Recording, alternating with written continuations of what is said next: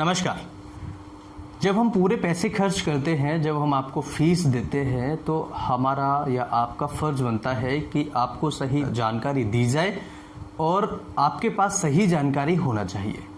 तो इसी तरह की कुछ गड़बड़ें होती हैं जब हम थोड़ा सा ढील डालते हैं किसी भी काम में, तो आपको ये कुछ गड़बड़ें बहुत ज़्यादा प्रॉब्लम क्रिएट कर सकती है, बहुत ज़्यादा प्रॉब्लम्स में डाल सकती है। तो पल्स ऑक्सीमीटर से ऑक्सीजन किस तरह से चेक करना चाहिए, जब हम किसी को पूछते हैं, जब हम किसी चिकित्सक के पास जाते हैं, तो उनके पास इतना टाइम न होने के कारण या किसी और कारण से वो आपको सही जानकारी दे तो देते हैं, लेकिन कम जानकारी आपको मिल पाती है।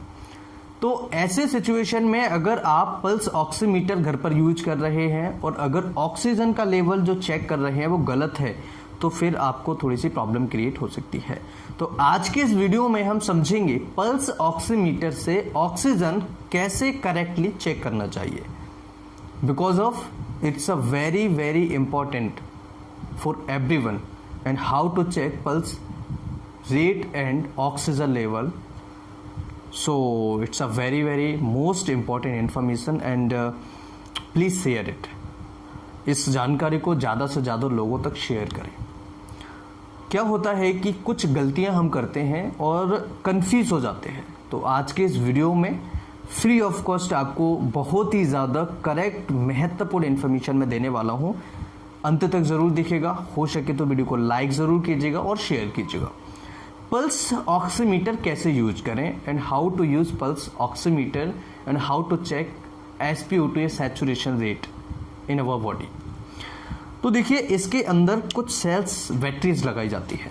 ये इसके अंदर छोटे वाले सेल्स लगाए जाते हैं जो रिमोट कंट्रोल होता है, जो टीवी का कंट्रोल होता है ना रिमोट, उसके अंदर जो सेल्स लगाए जाते हैं, जो रिमोट के अंदर सेल लगाए जाते हैं, वही सेल इस मशीन के अंदर लगाए जाते हैं।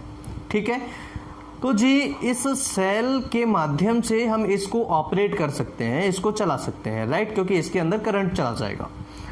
मैं बीवी कंट्रोल करने की बात नहीं कर रहा हूं, मैं केवल इस मशीन को कंट्रोल, टीवी कंट्रोल करने की बात कर रहा हूं, जो आप आसानी से उन सेल के माध्यम से इस मशीन को चला सकते हैं। तो यहाँ पर ये छोटे वाले बैटरीज, जो छोटे वाले सेल होते हैं, वो लगाने हैं। इसे हम बंद कर देते हैं।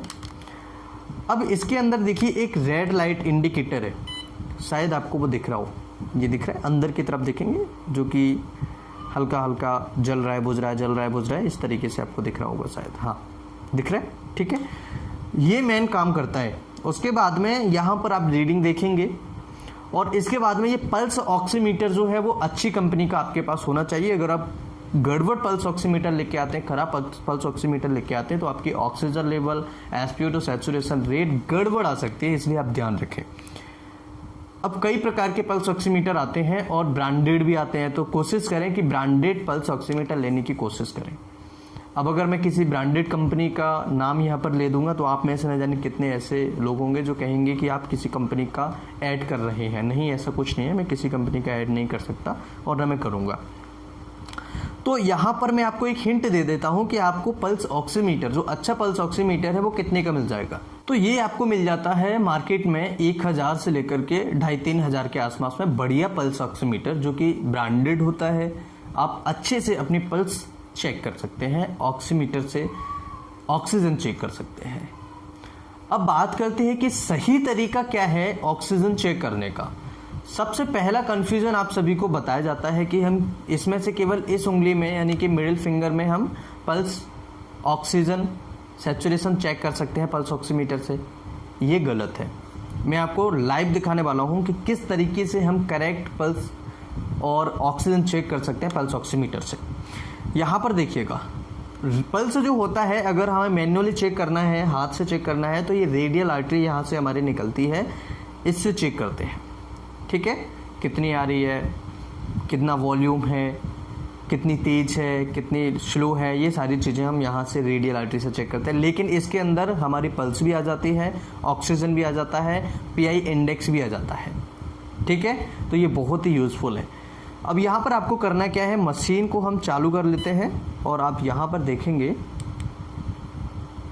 ये मशीन चालू हो गई। अब मैं इसमें अपनी ये वाली उंगली को एंटर करता हूँ, प्लेस करता हूँ इसको, और देखते हैं कि कितना ऑक्सीजन हमारा आता है। तो भाई मेरा जो ऑक्सीजन लेवल है वो है 97, ठीक है, और पल्स जो है मेरी वो 70 से 90 के बीच में आ रही है, ठीक है, जो कि नॉर्मल है। ऑक्सीजन भी नॉर्मल है, ठीक है। अब अगर बात करें दूसरी उंगली में लगा के, यानी कि रिंग फिंगर में लगा के, तो इसमें चेक करते हैं कि कितना आता है।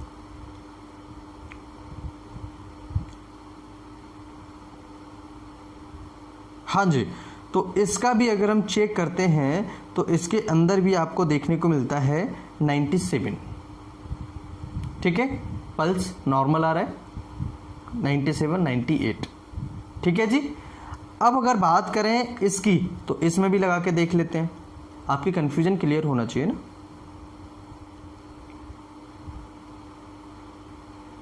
ये लो जी, इसके अंदर भी आ रहा है 97, 98, ये लो चेक करो, ठीक है।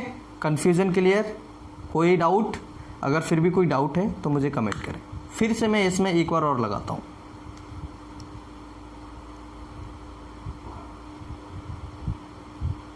ये लो जी 98,